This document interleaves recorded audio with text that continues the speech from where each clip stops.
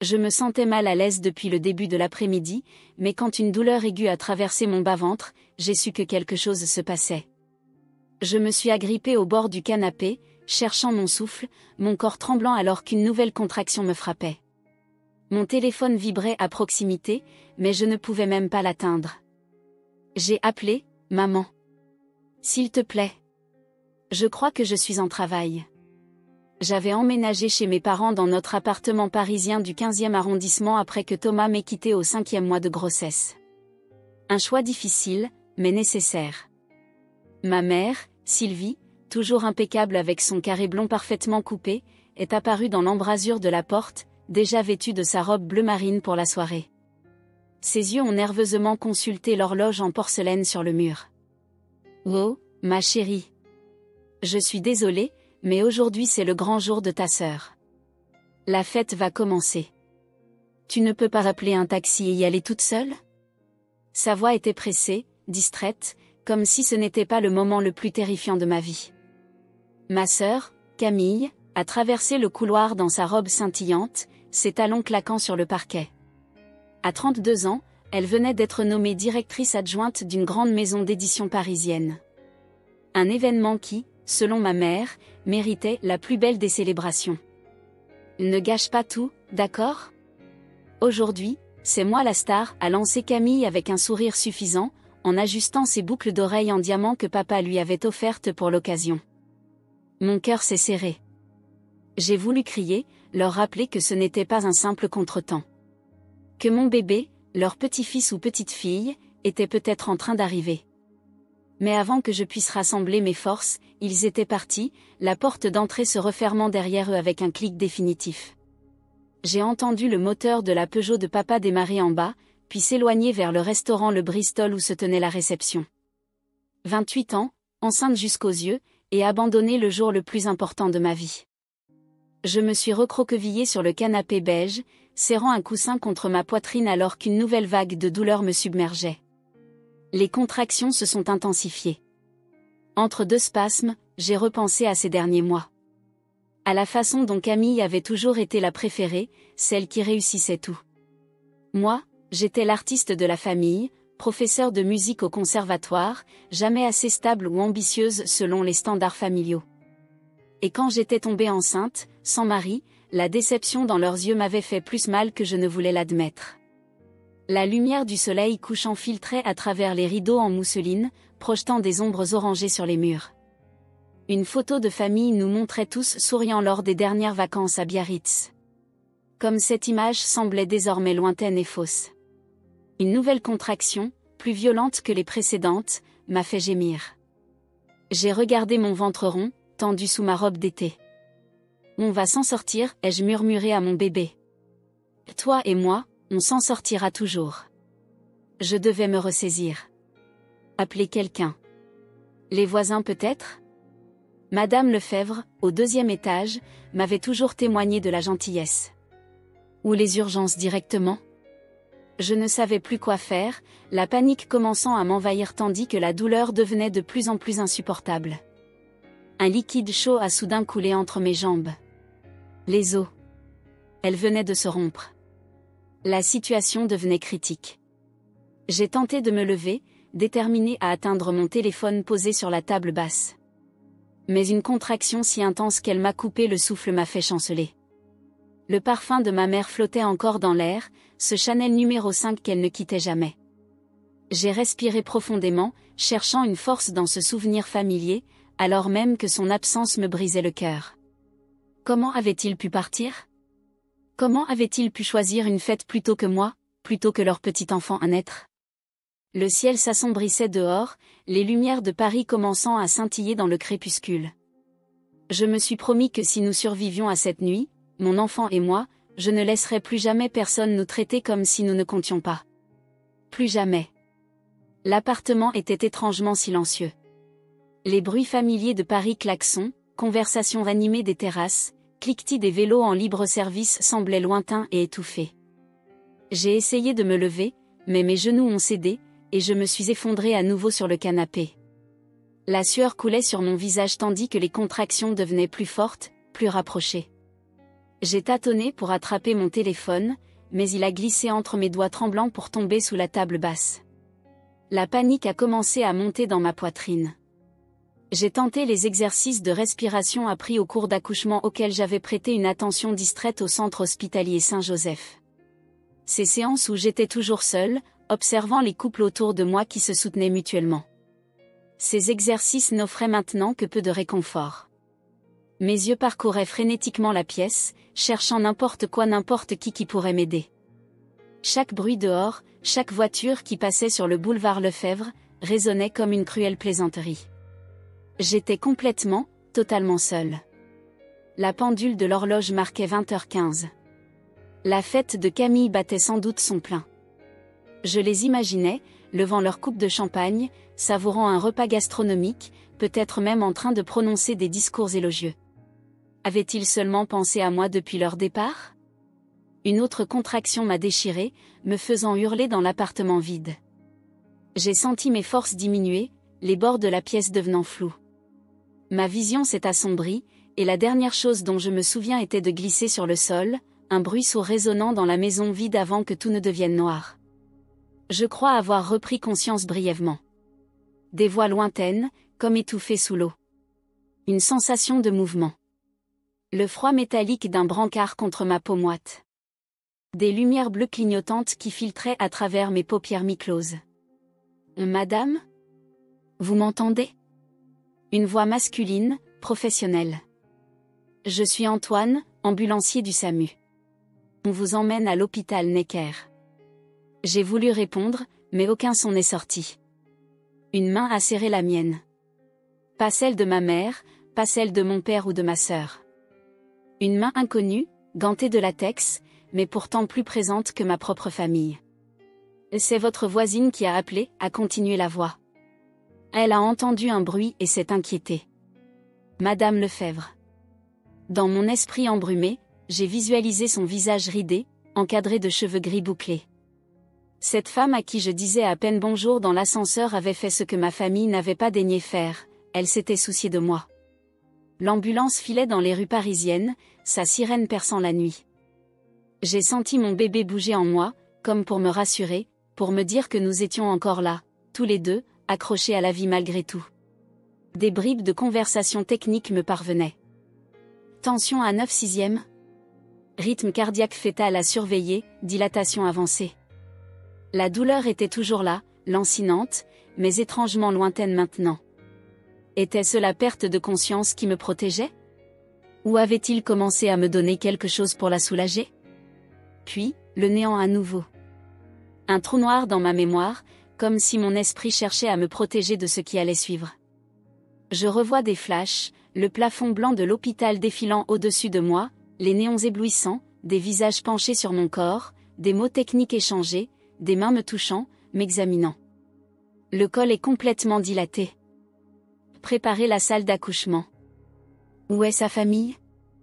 Personne n'est joignable pour le moment. Cette dernière phrase avait résonné comme une sentence. Personne. J'étais seule face à ce moment qui aurait dû être entouré d'amour et de soutien. Une sage-femme aux yeux doux clairs, j'apprendrai son nom plus tard, avait tenu ma main. Je reste avec vous, avait-elle promis. Et contrairement à ma famille, elle avait tenu parole. Les contours de la réalité s'étaient à nouveau estompés, laissant place à une bataille entre mon corps et la nature, une lutte primale que les femmes mènent depuis la nuit des temps. J'avais perdu la notion du temps, de l'espace. Il n'y avait plus que cette mission, faire naître mon enfant. Des encouragements. Des instructions. Ma propre voix que je ne reconnaissais plus, poussant des cris venus du plus profond de mon être. La douleur atteignant un paroxysme que je n'aurais jamais cru possible. Puis, un cri. Pas le mien. Plus aigu, plus pur. Le premier cri de mon enfant. C'est une fille, avait annoncé une voix triomphante. Ma fille. Notre fille. Je l'avais sentie, posée sur ma poitrine pendant un bref instant, chaude et miraculeuse. Puis, on me l'avait reprise. Quelque chose n'allait pas. Des murmures inquiets. Des gestes précipités. Son rythme cardiaque est irrégulier. M'emmenez-la en néonatologie. La mère aussi, Elle perd trop de sang. Ces mots avaient flotté autour de moi comme dans un rêve.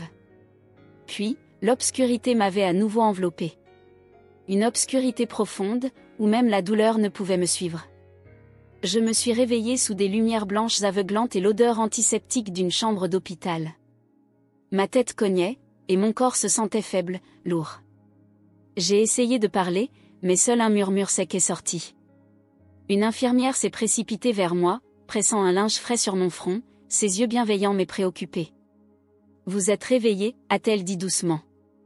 Elle s'appelait Mathilde, d'après son badge. « Vous avez traversé beaucoup d'épreuves. Le bébé va bien, elle se repose à la nurserie. » Un soulagement m'a submergé comme une vague, mais il a été immédiatement suivi par une tempête de confusion et de peur. Comment étais-je arrivée ici? Qui m'avait trouvée? Où était ma famille? Quelle heure est-il? Ai-je demandé, ma voix à peine audible. Presque midi. Vous avez dormi toute la nuit et une bonne partie de la matinée. C'était nécessaire. Midi, cela faisait donc plus de 12 heures que j'avais accouché. 12 heures où ma fille avait été seule au monde, sans même sa mère à ses côtés. La culpabilité m'a envahie, irraisonnée mais puissante. Ma fille, comment va-t-elle vraiment? Ai-je insisté, essayant de me redresser malgré la douleur qui irradiait dans tout mon corps. Mathilde a ajusté mon oreiller, m'aidant à trouver une position plus confortable. Elle est petite mais courageuse. Elle a eu quelques difficultés respiratoires au début, mais elle se stabilise. Vous pourrez la voir bientôt. J'ai fermé les yeux, laissant les larmes couler librement sur mes joues. J'avais une fille. Une petite fille qui luttait déjà, comme sa mère. Est-ce que quelqu'un a appelé ma famille? L'infirmière a hésité un instant. Oui, nous avons contacté les numéros d'urgence dans votre téléphone. Votre mère a dit qu'il viendrait dès que possible. Dès que possible. Pas immédiatement. Pas en courant. Dès que possible. Ces mots résonnaient dans ma tête comme une confirmation de ce que je savais déjà, je n'étais pas une priorité. Ni moi, ni ma fille. Mathilde a dû voir l'ombre passer sur mon visage. Elle a posé sa main sur la mienne. Vous n'êtes pas seule, Élodie. Nous sommes là. Comment connaissait-elle mon prénom? Bien sûr, ma carte d'identité dans mon portefeuille. Je n'étais qu'une patiente parmi d'autres dans cet hôpital immense, et pourtant, cette femme me montrait plus d'humanité que ma propre famille. Je me suis forcée à manger un peu de la compote et du yaourt qu'on m'avait apporté, sachant que mon corps avait besoin de reprendre des forces. Chaque mouvement était douloureux, me rappelant l'épreuve que je venais de traverser. Une césarienne d'urgence, m'avait expliqué Mathilde. Il y avait eu des complications. La porte de ma chambre s'est ouverte doucement, laissant entrer un médecin aux cheveux grisonnants et au regard bienveillant. Bonjour, Madame Laurent. Je suis le docteur Moreau, c'est moi qui ai pratiqué votre césarienne. Comment vous sentez-vous? Comme si un train m'était passé dessus, ai-je répondu avec un faible sourire. Il a ri légèrement. C'est une description assez précise de l'accouchement, en effet. Votre petite fille est une battante. Née à 36 semaines, 2,4 kg, mais avec une belle énergie. Quand pourrais-je la voir? Très bientôt. Nous devons d'abord nous assurer que vous êtes suffisamment stable pour vous déplacer, même en fauteuil roulant. Alors qu'il vérifiait mes constantes et l'état de ma cicatrice, j'ai entendu un bruit dans le couloir. Des voix familières. Mon cœur s'est accéléré. Le docteur Moreau a jeté un coup d'œil vers la porte. Il semble que votre famille soit arrivée. Un instant plus tard, la porte s'est ouverte avec fracas. Maman et Camille se sont précipitées dans la chambre, leur visage pâle de choc. Elles m'ont regardé, puis le médecin, puis se sont regardées l'une l'autre. Camille a été la première à parler, sa voix tremblante. Nous ne savions pas que tu t'étais évanouie. Nous sommes venus te rendre visite, et quand nous avons vu. Ces mots se sont estompés tandis qu'elle éclatait en sanglots. Maman s'est approchée du lit, hésitante, comme si elle craignait d'être repoussée. Elle portait toujours sa robe de la veille, froissée maintenant, son maquillage était défait, et ses yeux rougis suggéraient qu'elle avait pleuré. « Ma chérie » a-t-elle murmuré, sa main planant au-dessus de la mienne sans oser la toucher. Nous sommes tellement désolés. J'ai observé leur visage, cherchant des signes de sincérité. Était-elle vraiment désolée? Ou juste embarrassée d'avoir été prise en flagrant délit d'indifférence? Comment va la fête, ai-je demandé, incapable de retenir l'amertume dans ma voix. Camille a baissé les yeux. Et Élodie, s'il te plaît. C'était une vraie question, ai-je insisté. Comment était la fête pendant que j'accouchais seule sur notre parquet? Maman a éclaté en sanglots. Nous ne savions pas. Nous pensions que tu exagérais. Le docteur Moreau, sentant la tension, s'est discrètement retiré après m'avoir fait un signe encourageant. Nous étions maintenant seuls, toutes les trois, dans cette chambre aseptisée qui semblait soudain trop petite pour contenir toutes nos émotions. Nous sommes venus hier soir, a murmuré Camille. Après la fête. Mais il n'y avait personne à l'appartement. Juste du sang sur le sol. L'image m'a frappé de plein fouet. Mon sang sur le parquet. La trace de mon abandon, de ma lutte solitaire. Et ma fille, ai-je demandé, changeant brusquement de sujet. Quelqu'un a-t-il pensé à demander comment va ma fille? Un silence coupable a suivi ma question. Elles ne savaient même pas. Elles étaient venues pour moi, peut-être par culpabilité, mais n'avaient pas pensé à ce petit être qui luttait quelque part dans cet hôpital. Elle est en néonatologie, ai-je dit, la gorge serrée. Elle a eu des problèmes respiratoires. Elle ne pèse que 2,4 kg. Oh mon Dieu, a soufflé maman, semblant réaliser seulement maintenant la gravité de la situation. Camille s'est approchée de la fenêtre, regardant dehors comme pour échapper à cette réalité. Quand elle s'est retournée, son visage était ravagé par les larmes. Je suis désolée, Élodie. Je suis tellement désolée. À cet instant précis, Mathilde est réapparue, poussant un fauteuil roulant. Êtes-vous prête à rencontrer votre fille, Madame Laurent?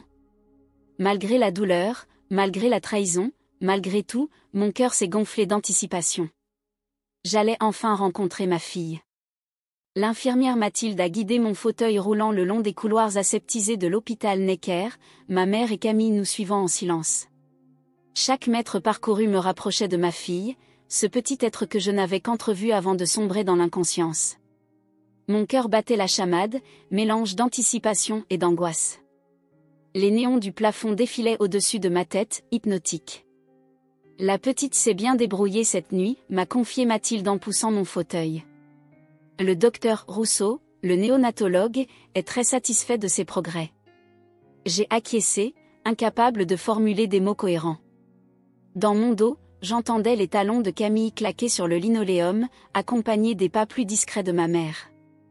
Leur présence m'apportait un sentiment contradictoire, une amertume persistante mêlée d'un besoin viscéral de ne pas être seule dans ce moment crucial.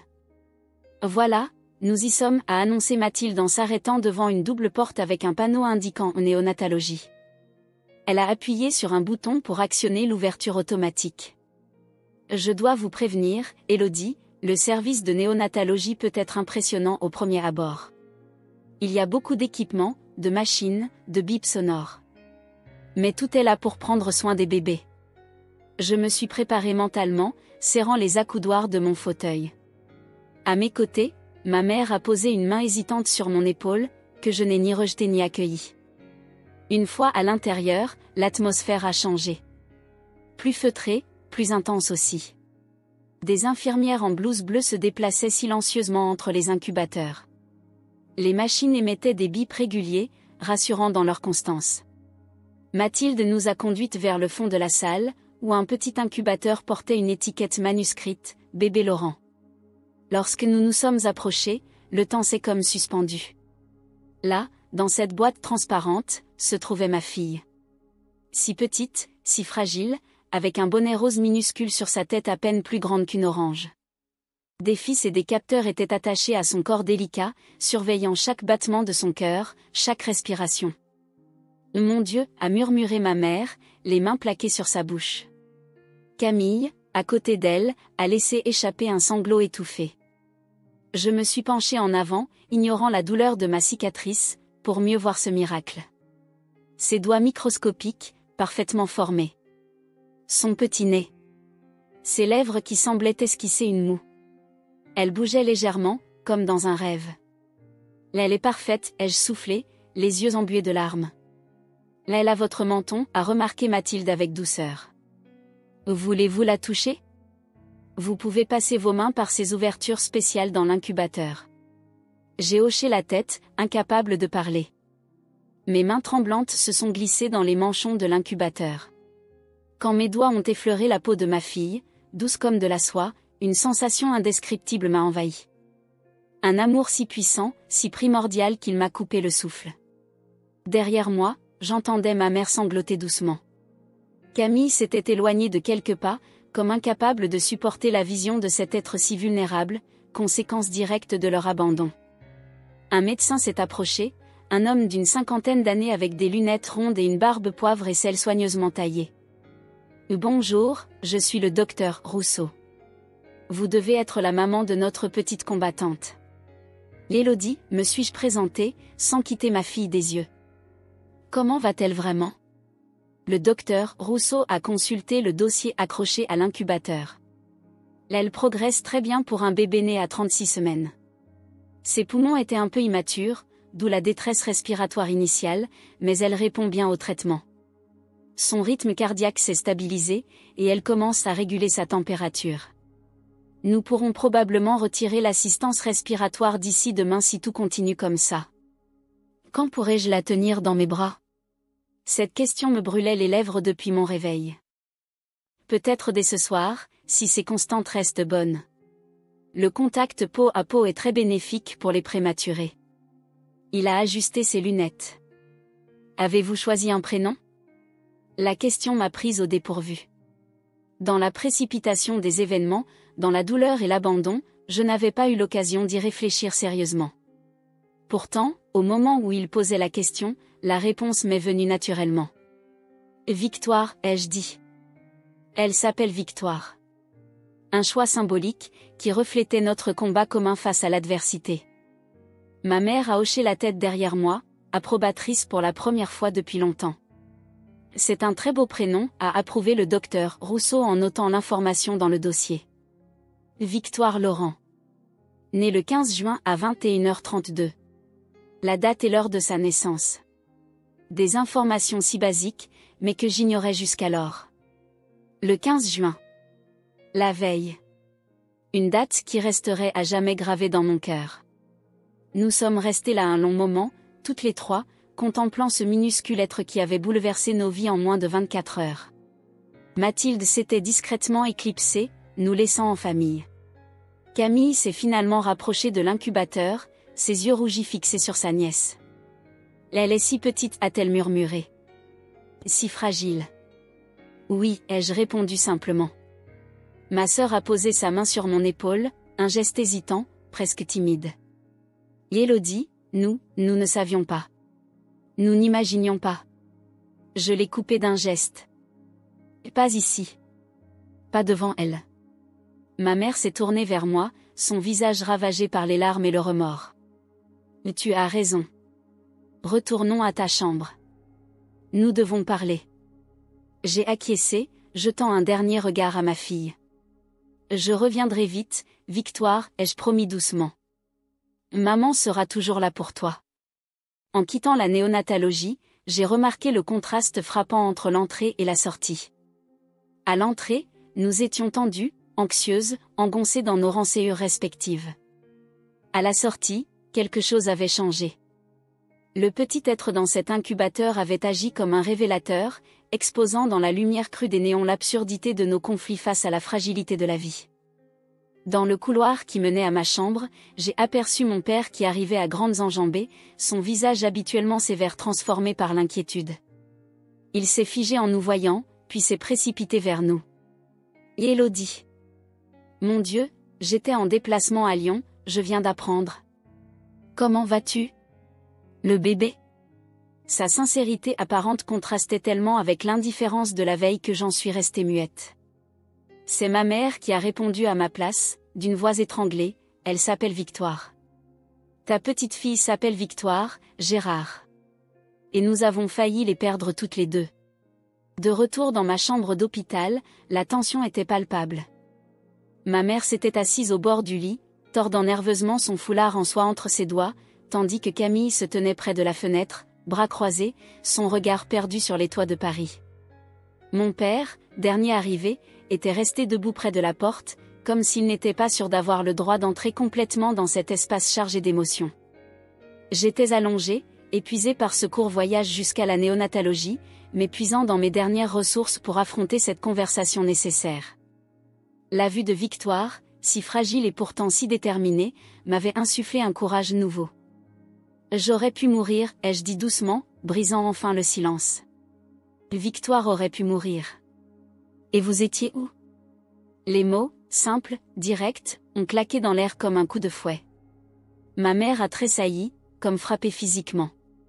À cette stupide fête, a-t-elle murmuré, les yeux baissés. Nous étions à cette fête ridicule. Camille s'est retournée brusquement.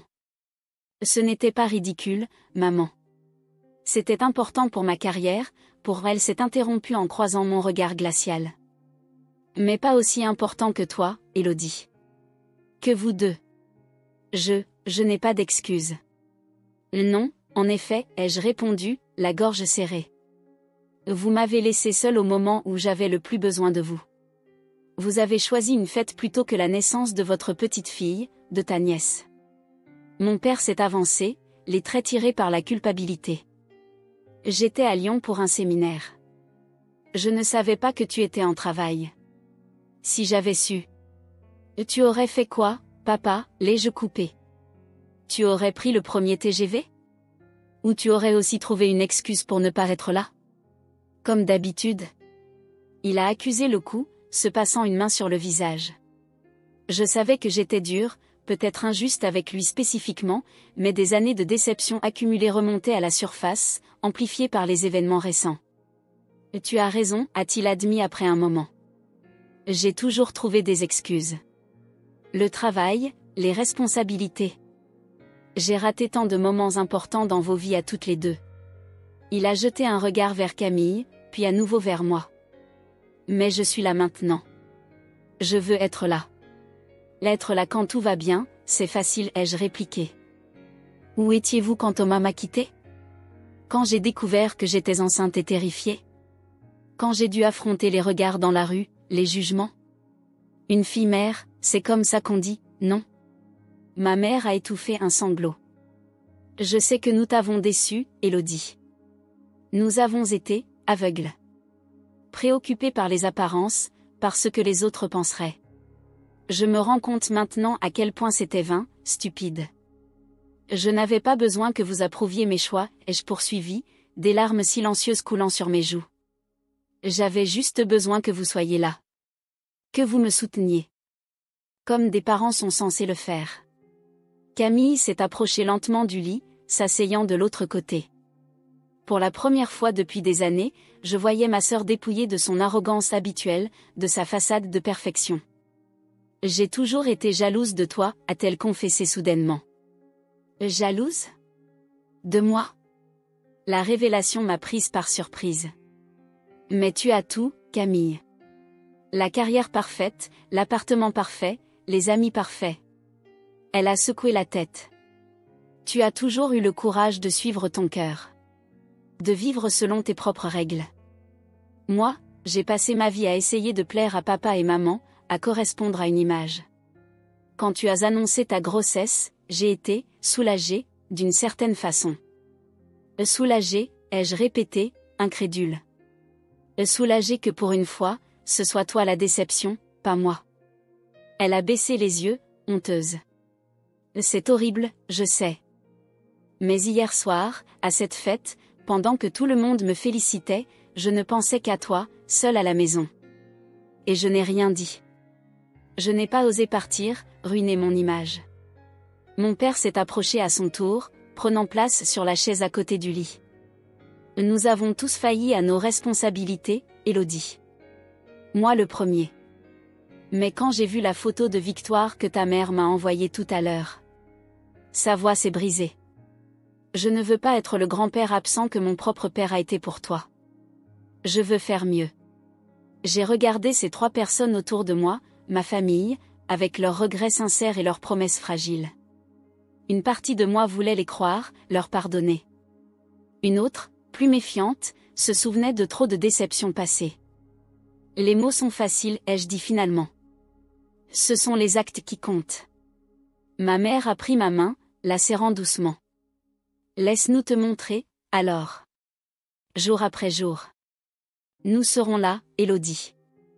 Pour toi et pour Victoire. Comment puis-je vous faire confiance, ai-je demandé, la voix tremblante. Comment puis-je être sûr que vous ne nous abandonnerez pas à nouveau au premier contretemps?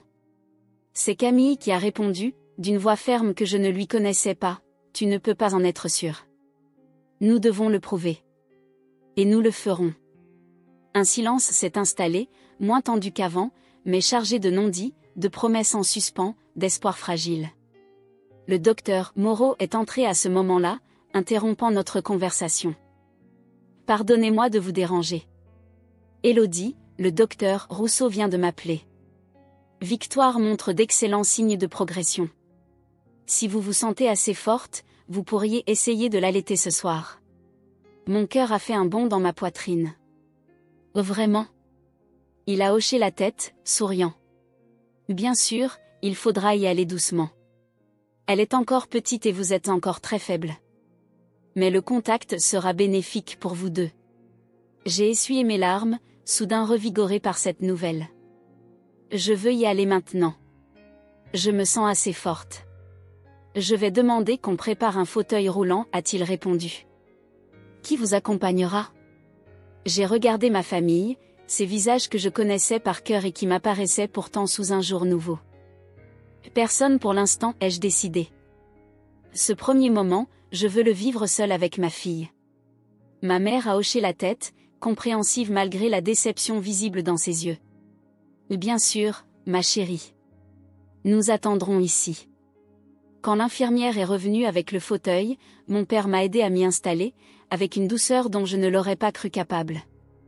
Avant que je ne quitte la chambre, Camille s'est penchée vers moi.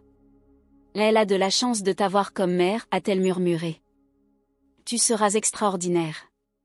Ces mots, simples mais sincères, m'ont réchauffé le cœur alors que je me dirigeais à nouveau vers la néonatologie, vers Victoire, vers ce nouveau chapitre de notre vie qui commençait dans la douleur mais peut-être, aussi, dans l'espoir d'une réconciliation.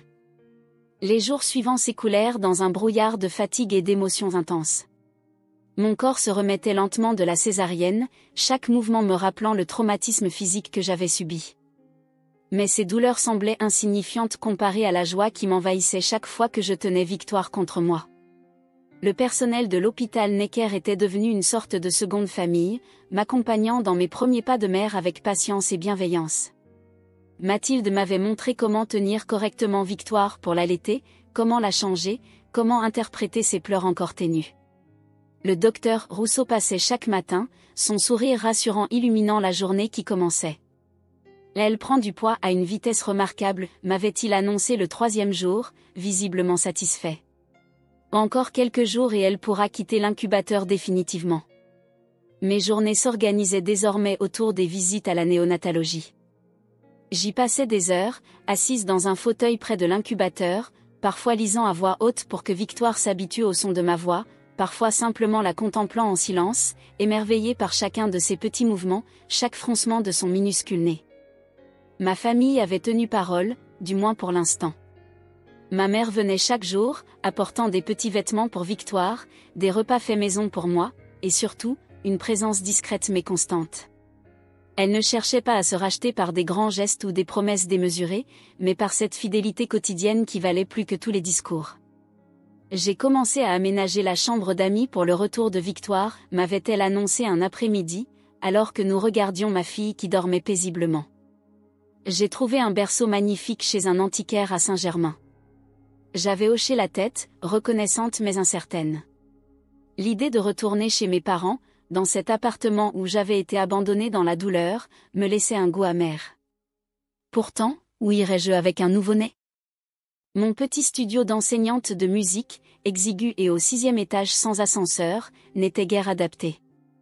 Camille venait moins souvent, retenue par son travail, mais chaque visite marquait un pas vers une relation renouvelée entre nous. Elle m'avait apporté des livres sur la maternité, mais aussi des romans, de la musique, des petites attentions qui montraient qu'elle essayait véritablement de me connaître, peut-être pour la première fois. J'ai parlé à la DRH, m'avait-elle dit lors de sa dernière visite. Il y a un appartement de fonction qui se libère dans l'immeuble de la maison d'édition.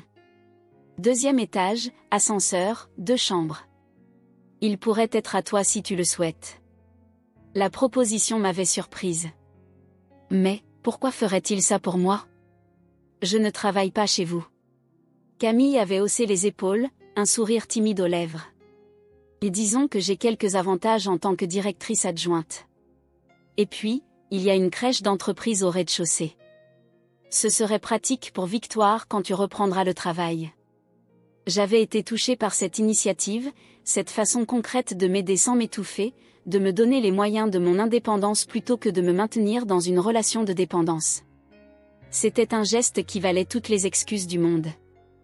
Mon père, quant à lui, s'était révélé sous un jour que je n'aurais jamais imaginé. Lui, l'homme d'affaires toujours pressé, prenait maintenant le temps de s'asseoir près de l'incubateur de Victoire, lui parlant doucement des heures durant.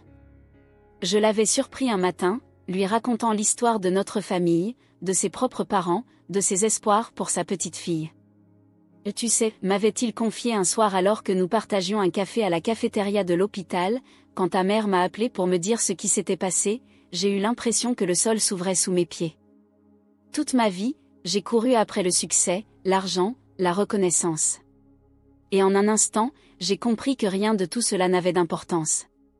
Ses yeux s'étaient embués de larmes, spectacle si rare que j'en étais resté sans voix. J'ai pris ma retraite anticipée hier, avait-il poursuivi. 30 ans chez Renault, terminé. Je veux être présent maintenant, pour toi, pour Victoire. Si tu me le permets. Une semaine après la naissance, le grand jour était arrivé, Victoire pouvait quitter l'incubateur définitivement. Elle pesait maintenant presque 3 kilos, et ses poumons fonctionnaient parfaitement sans assistance. J'avais passé la matinée à préparer ma chambre d'hôpital pour l'accueillir, arrangeant le petit berceau mobile que les infirmières avaient installé près de mon lit. « Vous êtes prête pour la cohabitation ?» m'avait demandé le docteur Rousseau en signant les derniers papiers autorisant le transfert. Plus que jamais, avais-je répondu, le cœur battant d'excitation. Quand Mathilde était arrivée avec Victoire dans ses bras, enveloppée dans une couverture rose pâle, j'avais senti les larmes couler librement sur mes joues. Ma fille était enfin avec moi, sans tube, sans moniteur, juste elle et moi. « Bonjour, mon amour » avais-je murmuré en la prenant délicatement. « Bienvenue dans ta nouvelle vie. » Les jours suivants avaient été un tourbillon d'apprentissage et d'ajustement. Les nuits entrecoupées de tétés, les pleurs dont je devais apprendre à décoder le sens, les moments de doute aussi, quand je me demandais si j'étais à la hauteur de cette responsabilité immense. Le personnel médical me préparait doucement à notre sortie prochaine. Une assistante sociale était venue me voir pour s'assurer que tout était en place pour le retour à domicile. J'avais accepté l'offre de Camille concernant l'appartement, mais il fallait encore quelques semaines pour que tout soit prêt. En attendant, ma mère avait transformé leur appartement pour nous accueillir, Victoire et moi, dans les meilleures conditions. « L'important c'est que tu ne te sentes pas seule » m'avait dit l'assistante sociale. « As-tu un réseau de soutien fiable ?» J'avais regardé par la fenêtre de ma chambre, où ma famille attendait dans le couloir. Mes parents qui discutaient avec une infirmière, Camille qui tapotait sur son téléphone tout en gardant un œil sur la porte de ma chambre. Était-il fiable ? L'avenir me le dirait. Oui, avais-je finalement répondu. Je crois que oui. Le jour de notre sortie arriva enfin, exactement 2 semaines après cette soirée dramatique qui avait changé nos vies. Le docteur Moreau avait fait une dernière vérification de ma cicatrice, me donnant quelques recommandations pour les semaines à venir. Le docteur Rousseau avait ausculté Victoire une dernière fois, confirmant que tout était parfait. « Elle est vraiment exceptionnelle » avait-il dit avec un clin d'œil. Digne de son prénom. Quand j'avais poussé la porte de l'hôpital, Victoire bien emmitouflée contre moi dans le porte-bébé que Camille m'avait offert, un sentiment étrange m'avait envahi. C'était comme si je franchissais un seuil invisible, laissant derrière moi non seulement ces 2 semaines intenses, mais aussi la personne que j'avais été avant. Le soleil de juin m'avait accueilli, chaud et lumineux sur ma peau. Paris s'étendait devant nous, avec ses rues, ses parcs, ses possibilités infinies. Mon père attendait au volant de sa voiture, ma mère sur le siège passager, Camille à l'arrière. Il m'avait laissé quelques minutes seule avec Victoire sur le parvis de l'hôpital, comprenant instinctivement mon besoin de savourer ce moment. J'ai respiré profondément l'air de la ville, un mélange de fleurs des Tuileries toutes proches et de l'inévitable pollution parisienne. J'ai regardé ma fille qui clignait des yeux face à cette lumière nouvelle, à ce monde vaste qui s'ouvrait à elle. Nous y voilà, Victoire, ai-je murmuré contre son front délicat. C'est notre nouveau départ. Ensemble. J'ai fait quelques pas vers la voiture, vers ma famille qui attendait patiemment, vers cet avenir incertain mais plein de promesses. Je ne savais pas si la réconciliation serait durable, si les bonnes intentions résisteraient à l'épreuve du quotidien. Je ne savais pas si je trouverais en moi la force de pardonner complètement un jour. Mais une chose était certaine, je n'étais plus celle qui avait été abandonnée ce soir-là. J'étais Élodie Laurent, mère de Victoire. Et cette force nouvelle qui m'habitait, personne ne pourrait jamais me l'enlever.